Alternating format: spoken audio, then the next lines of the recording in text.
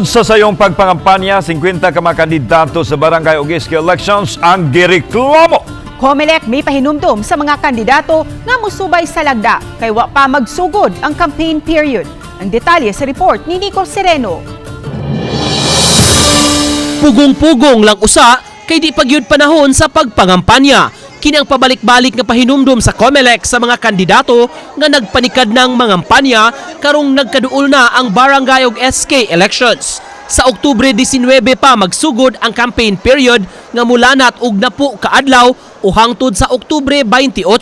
Gikumpirmar sa COMELEC Mandaue nga daghang mga kandidato karon ang gipa-eksplikar tungod sa premature campaigning o sayo nga pagpangampanya.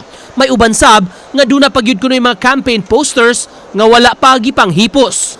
Ang mga reklamo gidirekta sa kauluhan sa COMELEC Law Department nga mo'y mimando sa local COMELEC office pagpahibaw sa kandidato. 50 na ka kandidato ang gipadadaan og show cause order patubagon sa pasangil. Online naman good unya. Dali ra kayo pagkuha og evidence, picturean raman.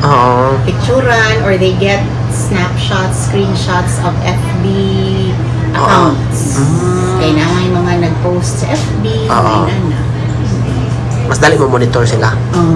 Aron kalikayan nga maapektuhan kung ugaling mapili sa posisyon, mas maayong mutuma na lang sa mga lagda nga gilatid sa COMELEC. Pila na lang kaadlaw makapangampanya na gid mo. Kay sayang sad kaayo nga atong sagad karon unya pagkahuman mafailan na noong taog kaso unya ni daog ta o di sayang kaayo ang atong pagkadaog nga eventually ma-disqualify ra di gihapunta.